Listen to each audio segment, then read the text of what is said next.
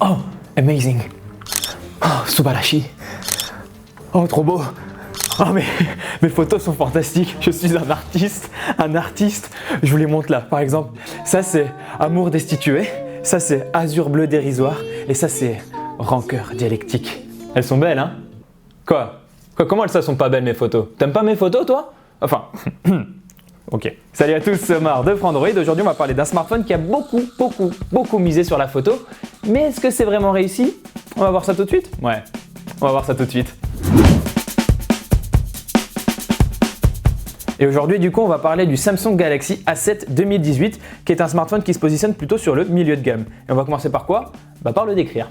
Alors certains le trouveront sans doute un petit peu trop grand, mais il faut préciser qu'il tient très bien dans la main. À titre d'exemple, moi j'ai une main classique, standard, qu'on croise dans la vie de tous les jours, et j'ai eu aucun problème.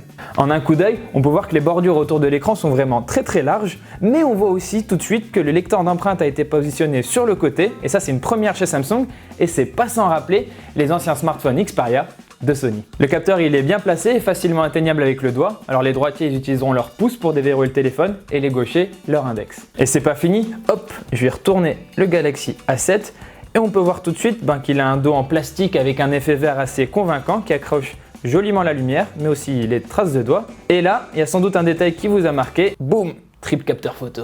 Et oui, le Galaxy A7 2018 est le premier smartphone de Samsung à embarquer un triple appareil photo. Et justement, il donne quoi ce triple appareil photo? On enchaîne, on va voir ça tout de suite. Alors il faut savoir que chaque capteur a son utilité. Il y a un capteur principal de 24 mégapixels pour des photos classiques, un capteur secondaire de 5 mégapixels qui vient aider pour gérer le flou en arrière-plan, ça aide pour les modes portrait.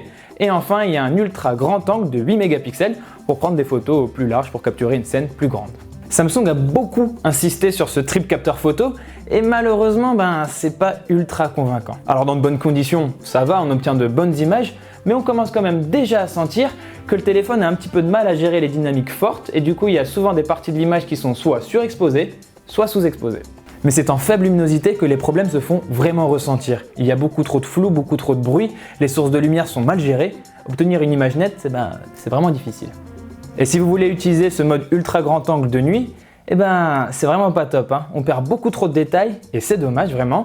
En plus de jour comme de nuit, ce capteur ultra grand angle il a tendance à courber les images sur les extrémités.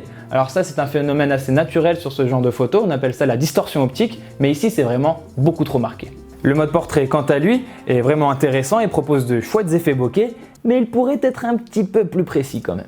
Mais alors, quelles sont les qualités de ce smartphone? Il y a deux choses essentiellement à retenir.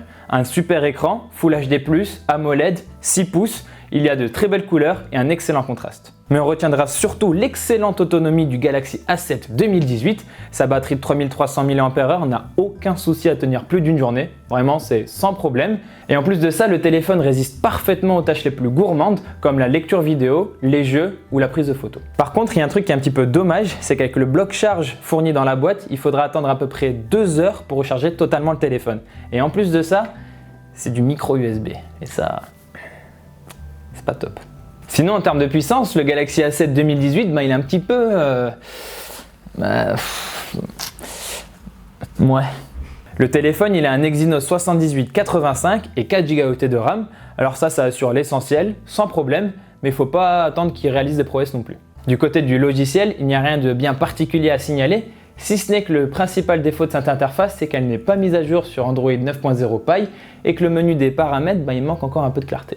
Le Samsung Galaxy A7 2018 est déjà disponible en France au prix de 349 €. Mais attention, ça c'est le prix conseillé. En cherchant un petit peu sur le web, surtout sur le marché gris pour l'instant, vous le trouverez déjà pour un petit peu moins cher. Et de vous à moi, 349 € pour ce téléphone, c'est encore un petit peu trop cher pour ce qu'il propose. Par contre, si vous attendez qu'il descende en dessous de la barre des 300 €, là ça commence à devenir intéressant.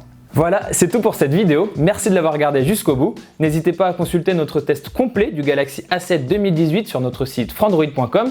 Je vous invite aussi à vous abonner à notre chaîne YouTube. Quant à moi, je vous dis à très vite dans une prochaine vidéo sur Frandroid évidemment. Et là, j'y retourne, j'ai des photos à prendre.